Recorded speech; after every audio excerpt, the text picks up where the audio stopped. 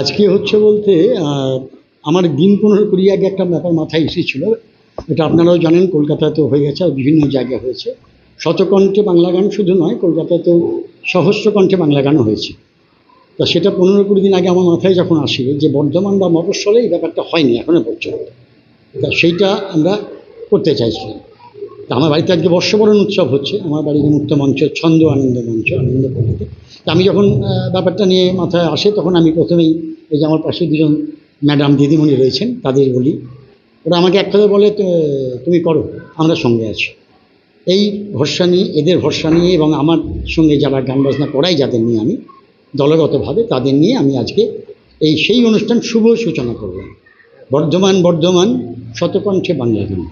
কতজন নিয়ে মোটামুটি আজকে আমাদের হয়েছে 64, মানে 15 দিনের প্রস্তুতিতে 64 জনকে পেয়েছি।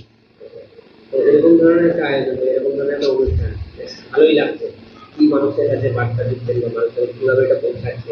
মানুষের কাছে বার্তা মানে সাময়িক ব্যাপারটা, এবং আমরা মানুষ তো এখন এসব একক যে বোধীয় করছে, আমরা সেটা সবাই মিলে কিছু ভালো কাজ করি। মেইন বার্তা হচ্ছে কিন্তু এইটাই যে আমরা বর্ধমানে আরও যে গানের দলগুলো আছে তাদের কাছেও, আপনাদের কাছে এই যে অনুরোধটা করব, আমরা তাদের জানিয়েছি। এবার আমাদের হয়ে আপনারাও যদি সেই দলগুলোকে জানান, গানের যে বিভিন্ন দল আছে তারাও আমাদের সঙ্গে আসুক, আমরা এটাই চাইছি। কিন্তু যে সমবেতভাবে কিছু কাজ করি।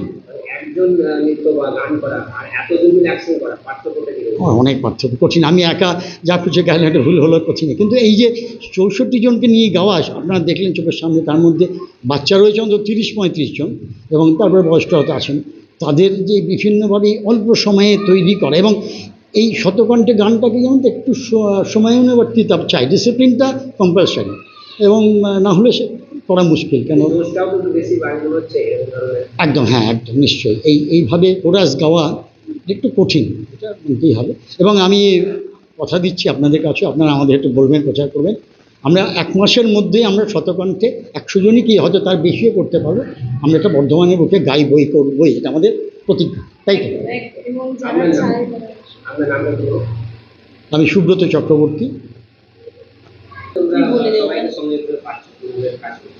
প্রথমত তো আমরা যারা চেনা, আমাদের খুব ক্লোজ, তাদেরকে নিয়ে শুরু করেছি, এবং চাইছি যে আগামীতে আপনারা যারা ইচ্ছুক এরকম একটা সুন্দর পরিকল্পনাতে সঙ্গ দেওয়ার জন্য, তারা খুব তাড়াতাড়ি আমাদের সাথে যোগাযোগ করুন, এবং আমরা এটা যাতে আরও অনেক বড় হয়, শত কেন আমরা সহস্রকণ্ঠে যাতে পৌঁছাতে পারি, সেই প্রচেষ্টাতেই আমরা আছি।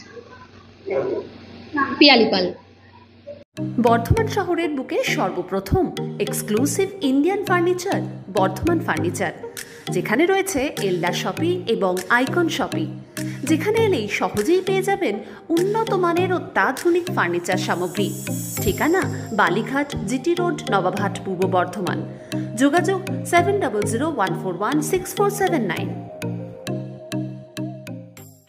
শিক্ষার প্রতিষ্ঠানে বর্ধমান শহরে প্রথম এয়ার কন্ডিশনিং স্টাডি রুম ও ছাত্রছাত্রীদের বাড়ি পৌঁছে দেওয়ার সুব্যবস্থা সেবাশ্রম ইনস্টিটিউট, যেটি একটি লার্নিং ইনস্টিটিউট যেখানে কেজি থেকে 12 পর্যন্ত আইসিএসসি, সিবিএসসি এবং ওয়েস্ট বেঙ্গল বোর্ডের সকল ছাত্রছাত্রীদের আর্টস ও বায়োলজি গ্রুপ পড়ানো হয়। এছাড়াও স্পোকেন ইংলিশ অনলাইন ও অফলাইনে পড়ানো হয়।